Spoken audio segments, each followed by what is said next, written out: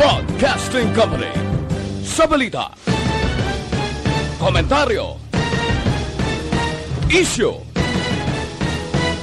serbisyo publiko. Aksyon Radio! Sa Bacolod, Aksyon Radio! Aksyon Radio!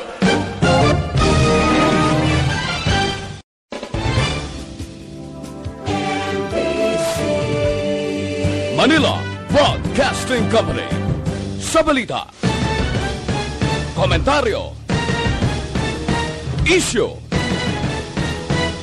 serbisyo publiko. Aksyon Radio! Sa Bacolod, Aksyon Radio! Aksyon Radio!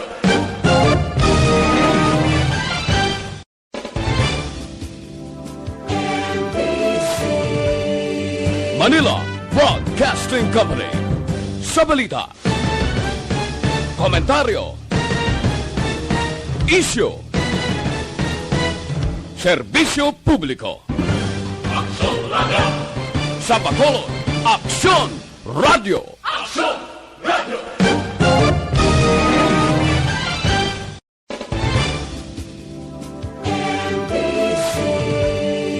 Manila Broadcasting Company. Sa balita, komentaryo, isyu, serbisyo publiko. Aksyon Radio! Sa Bacolod, Aksyon Radio! Aksyon Radio!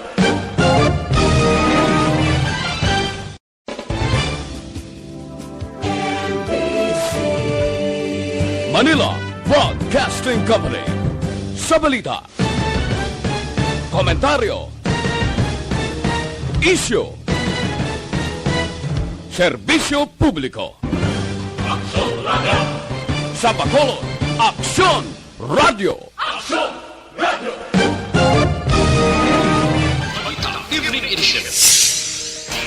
Magadulong sa inyo sang mga nagapanguna nga balita lokal, national, international, sports, kag entertainment. Aksyon!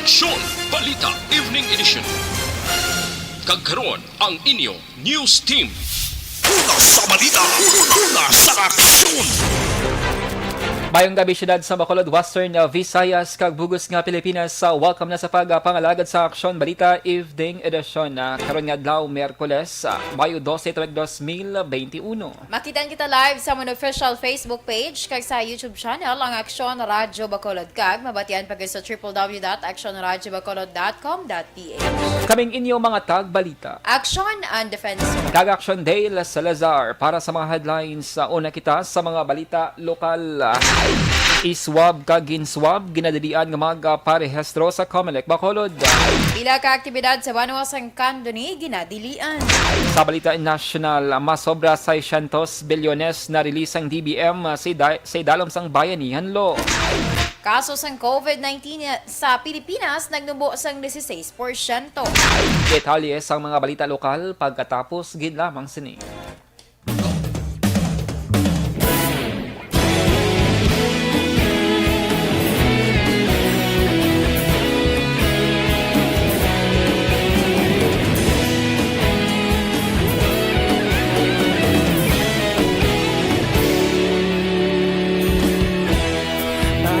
Simbanwa, mabugnaw nga hangin nagadapyan na. Ikaw na ginapamatian namon ginasandigan. Tingog sang probinsya, kamatuuran ginapalap na. Minsay nga may dala, paglaom kag kasanan. Inuig na nagligan, ikaw gihapon ang ako nga istasyon. Sa pagbudlak sang adlaw, sa pagduhaw sang biton. Mga balita nga dala inspirasyon. Aksyon Radio, Bacolod man sa gihapon. And mabugnaw nga gabi aksyonan sa mga aksyonaton nga naga-monitor via Facebook Live sang DYEZ. Good evening. Salamat gid sa pag-upod sa amon ni Aksyonan Defensor karon nga Miyerkules ang gabi nga evening newscast sang DYEZ, no. This time check na aksyonan ang mga naga-monitor kag naga-comment sa aton sa Facebook Live. Sir Alex Monteza, how are you? Mayong gabi dira si mo. Si Jean, oy si Sir, good evening. And ala naman si Sir Alex Fuentes. Oy, bago ko lang nakitaan si Sir Alex Fuentes or bago lang ko naka-greetings sa Facebook Live. Sir Alex Fuentes, mayong gabi dira si mo. Madamag nga salamat for watching. Si Ma'am Ana Sinoro, naga-monitor man aksyonan. And from Murcia, si Athia Kim Eriman. Good evening dira sa inyo. Sir Alex Monteza, mayong gabi. Sir Dale, kamusta na ang pin sa harapin? Okay, good Sir Alex Monteza. Sige Congrats, Dale. Sana salamat gid. And si Troy Liort ni mayong gabi dira sa inyo. Aksyonan. Sa mataga bread ko, gamon na tapos sa aksyonan, wala na. Brown out subong. O kakaina sang udto brown out man dito sa my field post office aksyonan. May nag-message siya sa akon nga dito ko na si area sa word ko burn out. Okay. Hindi sila kapamati kay transistor radio na sila ga-monitor. Oo, mag-shift na sa Facebook Live or sa YouTube channel sang Aksyon Radio Bacolod. Kaya balan mo ang listener nga ni daw hindi pa gud siya updated ang iya na nga cellphone pareho man kay Action Friend. Bulubuday aksyonan sa mga may edad na bala nga mga listener naton nga nag-rely no sa radyo nga di kuryente. May ara sila kabataan nga di makabulig sa ila to access ang Facebook. Pero may iba na nga mga may edad na nga nagatry kag nakahibalo gid ya. Nga nagatuon gid ya mga hindi gid dili. Oo, no. Si Papa, ang nabalaan niya lang na tawag lang gid dili ya. Wala na sa dayon. Sige, so padayon lang sa pag-comment down sa inyo sining mga greetings mga ka-aksyon and halong-halong shout out sa asawa ko sa Bacolod nga si Feby Salomante watching live here sa Cavite halin kay Troy Liort Oy, salamat gali Action Dale sa kay parin Jonathan nabusog ka wala ko kakaon kay nabusog pa ko daan later may sapato kay na isa bilin ko kakaon pag check ko isa na lang bilin mo ko na mauya man ta ay daw ka Pinoy may bilin pa to Japon. Grabe no.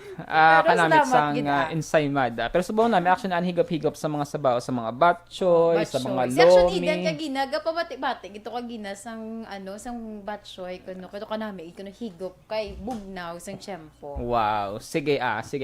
Standby mga ka-aksyon para sa mga balita lokal. Balik kami duga-duga na aksyonan after sa mga local news. Standby.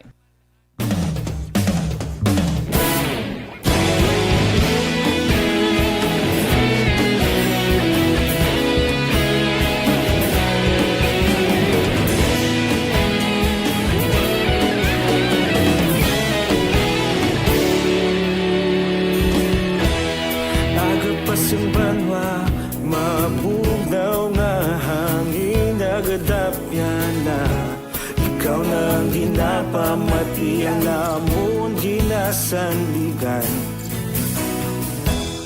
tingog sang probinsya kamatuuran ginapalap na minsay nga may dala paglaong kag kasanag tuig na nagligan ikaw gihapon ang ako nga istasyon sa pagbudlak sang adlaw sa pagtuhaw sang biton mga balita nga gala inspirasyon Aksyon Radio Bacolod man sa gihapon padayon Aksyon Radio Bacolod saludo sa imo padayon Aksyon Radio salamat sa pagserbisyo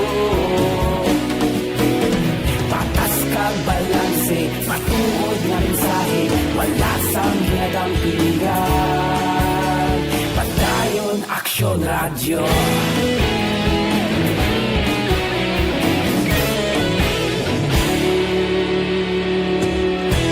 Bacolod nun kag Negrosanon inyong pamatian Stasyon nga nagapalaplag sang kamaturan Mabakod nga prinsipyo Reporter handa sa serbisyo Kahapon, karun kag sa gihapon Kita magapadayon Tinuig na nagligan Ikaw gihapon ang ako nga istasyon, sa pagbutlak sang adlaw, sa pagtuhaw sang bituon. Mga balita na may dala inspirasyon, Aksyon Radio, Bacolod man sa gihapon. Padayon Aksyon Radio, Bacolod saludo sa imo. Padayon Aksyon Radio, salamat kit sa pagserbisyo. Matas kag balanse, matuod nga mensahe, wala sang ginadampigan. Padayon Aksyon Radio. Sa aksyon! Action Radio Philippines Standard Time lasay sa 15 kagkaron sa detalinasang mga balita lokal. Nagpahanumdom ang COMELEC diri sa may syudad sa Bacolod nga ginadilian ang pagparehistro antes o kun pagkatapos man nga ginswab sa may Bacolod Respiratory Outpatient o kun Bro Center sa may Base Center. Ginpahayag ni Elections Officer Attorney Katina Tinio Kanya, kadamos ang insidente nga ang mga persona nga pagkatapos sang swab test ang nagapila kag nagasiling nga ila ulay hunon ang pagparehistro. Ginpatahag ni Kanya nga hindi ini pwede bangod ang mga ginswab test ang makabig nga probable o kung suspect COVID-19 case. Una na nagpangabay ang COMELEC kay separarang entrance ang COMELEC kag Bro Center. Ginpatahagman ni Kanya nga ginsiraman nilang gate padulong sa COMELEC bangod ginahimo ini nga lalakturan sang iban nga pumuluyo lapos sa may flower vendor padulong sa isa ka mall. Kadamo sa mga incident ang mga nagapaswab sira sa may Bro Center nag-impon man diri sa amon. Ang ilang rason sila dira sa amon is ulayhon nila ang pagpalit. Nabatian si Elections Officer Attorney Kanya. Wala pa sa karon sa house-to-house nga COVID-19 vaccination ang LGU sang syudad sa Bacolod. Pero sunod kay Dr. Chris Orongon, ang Deputy for Medical sa Bacolod Emergency Operations Center, mayara sila sa pending request sa Department of Health Region 6 para sa house-to-house vaccination sa mga bedridden. Sunod kay Sorongon, kinahanglan nga serbisyuhan kag mabakunahan man ang mga bedridden nga mga individual nga narakip sa prioridad sa vaccination program. Magluwas sa bedridden, ilakip man sa house-to-house vaccination ang mga special cases nga gindetermina sa COVID-19 Vaccination Council o kun COVAC. Nagalaom si Sorongon sang positibo nga sabat gikan sa DOH Region 6. Target sa Bacolod Emergency Operations Center kon EOC sang 1,000 tubtob 2,000 nga vaccination sa kada adlaw umpisa sa Biyernes nga adlaw. Suno kay Dr. Chris Sorongon, ang Deputy for Bacolod EOC, pag-ausaron sang syudad ang 20 ka mga vaccination centers sa mga barangay. Kag magapadayon man ang vaccination sa 2 ka malls sa syudad. Suno kay Sorongon, sa Webes nga daw kon buwas wala sang vaccination bangod holiday kag wala man sa kada weekend. Ginpahayag man sang doktor nga ang mga hospital sa Bacolod ang magapatigayon man sang vaccination sa ilang mga personnel para sa ikaduwa nga dose sang AstraZeneca vaccines. Inlansar ang duha ka Bacolod Biker Stop and Health Station sa syudad sa Bacolod para magtanyag sang libre nga medical assistance sa mga bikers nga naga-operar las 5 sang aga tubtob las 11 sang aga sa kada weekend. Ini ang nahamtang sa Copeta sa Barangay Granada kag Kapihan sa Barangay Alangilan, ang duha ka barangay nga masami kinakadtuan sa mga bikers. Ang kada bike stop ang mayara sang 3 ka mga volunteer nurses nga nagatanyag sang libre nga check-ups kaangay sang blood pressure kag libre nga first aid kit sa tion sa emerhensya. Ang bike stop ang mayara man sang nagkalain-lain nga bike tools kag accessories nga libre nga mausar sa mga bikers sa tion sa emerhensya. Ang ceremonial launchings ang ginpatigayon nagligid nga Sabado kag ginorganisa ni Kapitan John Mark Gutierrez sang Barangay 30 nga may suporta ni Kapitan Deji Tanista sang Barangay Alangilan. Sa iban nga balita lokal, nag-issue sa Executive Order kon EO number 24 Series of 2021 si Kanto ni Mayor Cicero Borromeo agud temporaryo nga dumilian na ang pila ka mga aktibidad sa Banwa. Ining kabahin sa tikagod mapungga ng pagdamo sang kaso sang COVID-19. Nasaad sa EO sa alkalde nga dumilian anay ang bulang pagpanagtag sang modyo sa tanan nga level, mga religious activities kang isang kasal kag bunyag kag prayer meetings. Samtang tugutan lamang nga makatambong sa lubong ang mga himata sang nagtaliwan. Temporaryo man nga ipasira ang mga resorts, recreational kagiban pa nga kalingawan, assembleya, pagsinapol kagiban pa nga mass gathering. Ipatuman man ang No Market Day umpisa Mayo 16 until further notice. Samtang ang Municipal Health Office ang magabaton lamang sa emergency service. Sa datos ng Provincial Incident Management Team, tubtob Mayo 11, ang kanduling may arasang 14 ka mga COVID-19 active cases. 16% sa 22,545 ka mga frontliners sa Negros Occidental ang fully vaccinated na sa bakuna kontra COVID-19 matapos makakompleto sa ikaduhang nga dose. Iniagin presentar nga datos ng Provincial Health Office kay Governor Bong Lacson nga nag-preside sa second quarter Joint Provincial Peace and Order Council o kon PPOC kag Provincial Anti-Drug Abuse Council o kon PADAC meeting sa Social Hall sa Kapitolyo Provincial subong adlaw. Suno sa gobernador, ini ang magalabot sa 48% sa pagpadayon bakuna sa ikaduhang nga dose sa masunod nga adlaw. Apang ginpahayag sa gobernador nga tuman ini kagamay nga datos bangod target kuntani sang gobyerno probinsyal nga matapos ang pagbakuna sa tanan nga mga frontliners sa sini nga bulan kag makasaylo na sa iban nga kategorya pareho sang senior citizens kag persons with comorbidities. Nagasalig ang gobernador nga mapadasig ang pagbakuna bangod ginalauman ang pag-abot sa madamo nga supply sa COVID-19 vaccine sa bulan sa Hulyo o kon Agosto. Una sa balita, una sa aksyon.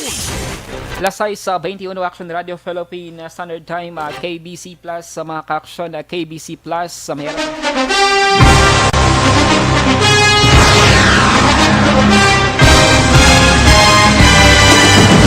Mga balita nga una nabatian, mga impormasyon nga nakaapekto sa pagpangabuhi sang tanan, drama nga naghatag kabuhi sa istorya sang paglaom, paghigugma kag pagpasimpalan, serbisyo nga makatalandog balatyagon kag nagbunga sang pagsanyog, istasyon sang tanan sa sulod na sang 51 ka tuig, istasyon nga hindi kamupag kalipatan. 7 ka mga kongresista, 1 ka gobernador ang araw sa nagkulist sa pedaya yung pamangkot to nagligad para pamaninga linaw wagay sa ngalan wala to naman nga maglapit na lang ang eleksyon pagwa lang kung kays nga katapos ang media nga mag-report lang sa senaryo kadisan mahatagan kamo tsansa nga makapalayag sa inyo hibubunot batok sa pulis jaya kontra wala niya tsansa mo nagpasarhag na ang kamara wala ang ila counterpart sa Senado nagpabungol-bungol kamuda daw pinagusto lang sa kamara insulto sa Senado. Una sa balita, una sa aksyon, Sabado, Aksyon Radio.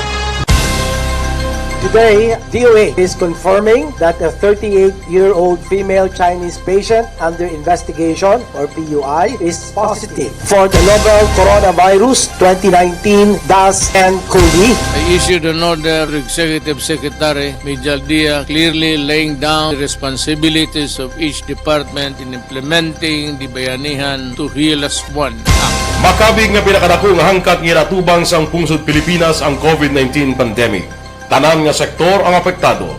Tanan nga kinahanglan sa pagtamod kag nagakaigo nga pagserbisyo. Bisan pa ang industriya sa pagwaragwag nagapangatubang sang kaangay nga pagpanghangkat. Apang Aksyon Radio Bacolod wala nagbiya sa pagpangalagad sa kahanginan sa pihak sang kabudlayan, peligro kag risgo nga dulot sang pandemya.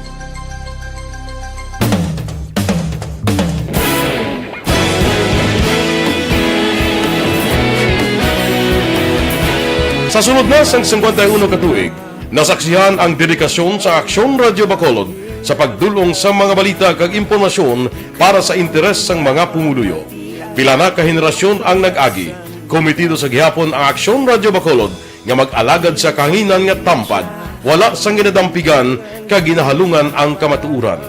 Sa tunga sang mainit nga away sa politika, ang istasyon nagapabilin na nga patas sa pagtalakay sa mga isyu kag problema. Bilang tagbantay sa kamatuuran, ginatagan sa importansya ang tawhanon nga kinamatarong kag nagakaigo nga proseso agud mawaragwag sang husto ang balita kag malikawan ang paglaptas ang salak nga impormasyon. Sa pagluntad sang kalamidad, gindulong sa inyo ang sitwasyon sa palibot kag padayon nga nagahatag sang pahanundom agud maluwas ang kaugalingon, ang pamilya, kalakip na ang tanan nga kaaksyon. Sa tion sang kasubo, nanari-sari nga mga matahom nga drama ang nagalingaw sa inyo. Ang inyo reklamo amon ginpamatian kag ginhatagan sang aksyon. Padayon ang reforma sa serbisyo ang ginahimo sa Aksyon Radio Bacolod agud madulong ang balita sa diin ka man nga bahin sang kalibutan. Ang Aksyon Radio Bacolod nagapanguna sa kadamuon sang online engagement sa isla sang Negros. Ang Facebook followers sa istasyon ang nagdangat na sa masobra tunga sa milyon. Bacolod kag Negros anon pamatian. Istasyon nga nagapalaplag sang kamatuuran. Humalin sa tutubtub subong, nagapanguna sa gihapon sa balita, serbisyo publiko kag kalingawan ang Aksyon Radio. Napili bilang finalist sa UP Comrade Sox Choice for Gandingan ng Katarungan sang Gandingan Awards 2020 ang Aksyon Radio Bacolod.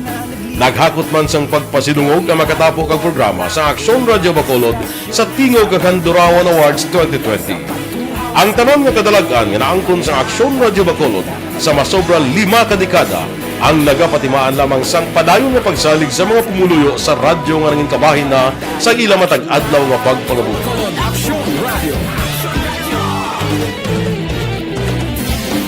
Una sa balita, una sa aksyon, sa Bacolod Aksyon Radio. Ikaulog na ngay, sagsay ang mga kailangan. Responsable ang pagbalita, kagaya na Na morning, bilog nga dakpanwa sa Bacolod, bilog nga probinsya sang Negros Occidental. Aksyon Hotline. Mayad-ayad nga aga sa liwat sa aton sini nga magka-aksyon nga nagamonitor na karon nga aga sa aton.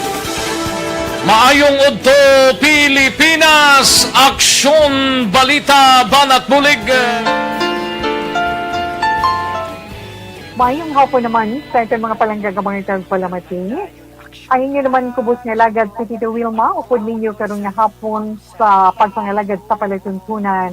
This is my life. Amon, first time ni natabo diri sa aton sa Pilipinas kag sa kalibutan nga nag-amon ning senaryo ta.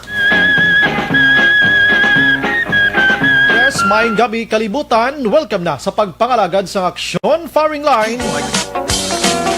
May gabi sa liwat, kamusta naman mapalangga naman tagpalamati, region wide mga palagag kita sa Labilin, 1 oras, 19 minutos, karon gadlaw Miyerkules. Anniversary Aksyon Radio Bacolod. Isa po kayo sa haligi ng katotohanan para sa kapayapaan, hindi lang sa siyudad ng Bacolod, kundi pati sa lalawigan ng Negros Occidental. Mabuhay ang Aksyon Radio Bacolod. Sa pihak sa mga pagtilaw ngay natubang sang komunidad, padayon nga nagapangalagad sa inyo. Kahapon, subong kag sa palaabuton ang Aksyon Radio Bacolod. Una sa balita, una sa aksyon, sa Bacolod, Aksyon Radio.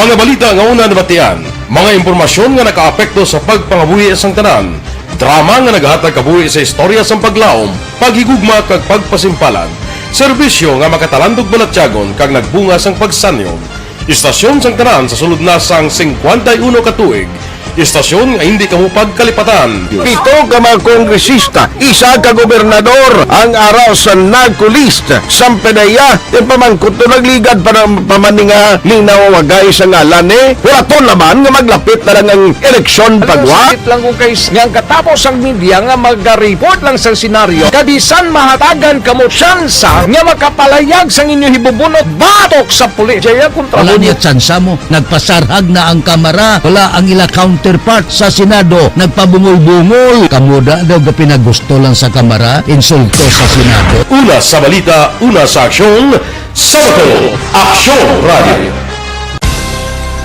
Today, DOA is confirming that a 38-year-old female Chinese patient under investigation, or PUI, is positive for the novel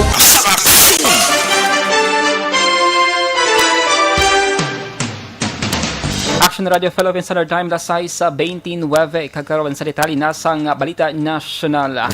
Gain pahayag sa Department of Budget and Management o DBM nga nakarelease na ang departamento sang masobra 600 bilyones pesos sa idalom sang bayanihan laws para sa mga programa kag proyekto sang gobyerno kontra COVID-19. Sa ginpagawa nga statement, ginpahayag sang DBM nga tubtob Abril tuig 2021, nakapagawa na sila sang 649.97 billion pesos sa idalom sang bayanihan loss. Sa mga pondo, 387.17 billion ang gin-release sa idalom sang bayanihan 1, samtang 259.80 billion pesos naman ang napagawa sa idalom sang bayanihan 2. Nagapakita nga sa bayanihan 1 nga pondo may sang 94.81% nga disbursement rate, samtang 70.34% naman sa bayanihan 2. Inanunsyo sa Octa Research Group nga nagnubo sa 16% ang kaso ng COVID-19 sa Pilipinas halin Mayo 5 tutub 11. Sa ila pinakaulihing report, naka-record ang grupo sa 7-day average nga 6,522 nga may reproduction number nga 0.81. Ang reproduction number nga 1 o kung mas mataas isa ka indikasyon nga nagapadayon ang transmission sa virus. Apang naka-record ang Octa sa pagtaas naman sa kaso sa Zamboanga. Nga mo ang nanguna sa listahan sa mga lugar sa Guasig National Capital Region nga may mataas nga kaso sang infections. Nagistoryahan na Sunday Presidential Spokesman Harry Roque kag Foreign Affairs Secretary Teodoro Locsin Jr. angot sa magatuway nga paliyag sa isyu sa teritoryo sa Julian Felipe Reef ngayara sa West Philippine Sea. Gintingalan ni Roque ang makapila ka beses nga pagkwestiyon sa presensya sang Chinese vessel sa Julian Felipe Reef matapos nga hindi naman nangin in possession sang Pilipinas ang lugar. Bangod sinina akig si Locsin sa pahayag ni Roque kag ginpanugyan hindi mag-intra kag pabayan na lamang nga siya ang magpalayag angot sa issue. Apang suno kay Roque nakastoryanin na sila ni Locsin kag maayo man ang ila sini nga relasyon. Ang Julian Felipe Reef ngayara sa 175 nautical miles nakatundan sang Balita, Palawan kag classified bilang exclusive economic zone sang Pilipinas.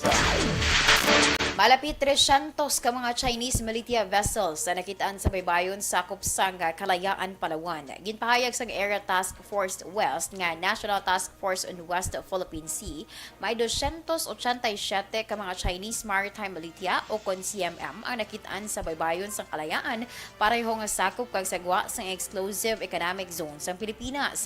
Nakitaan nga madamo nga barko ang yara sa artificial island sang China, samtang ang iba nakita nga malapit lamang sa isla nga okupado sa Pilipinas. Sa record sang NTF-WPS, duha ka CMM kag duha ka Hubei-class missile warship ang nakitaan sa sulod sang Panganiban o kon Mischief Reef, isa ka CMM sa Lawak o kon Nanshan Island, 11 ka mga CMMs ang nakitaan malapit sa Recto o kon Reed Bank, kag isa ka CMM vessel, isa sa Ayungon o kon Ayungin o kon sa Second Thomas Shoal. Sa balita, una sa aksyon. Action Radio Philippines, Standard Time, las 6:32. Epektibo nga pangwanta sa free radicals sa oxygen.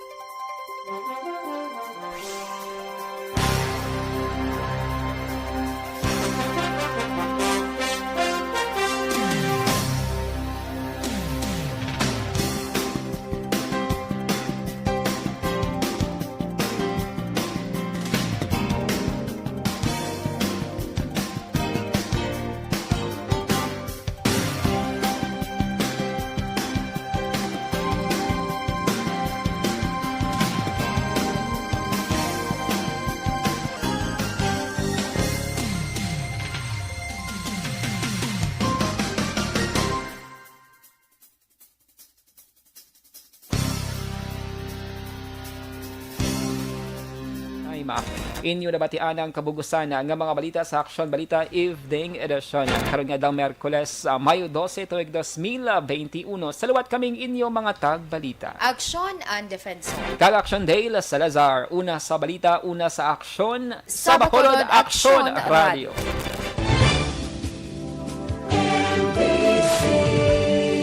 Manila Broadcasting Company.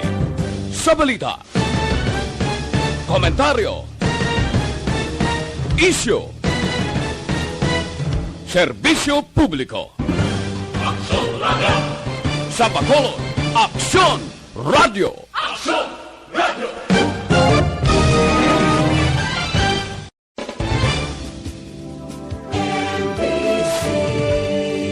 Manila Broadcasting Company. Sa balita, komentaryo, issue, serbisyo publiko.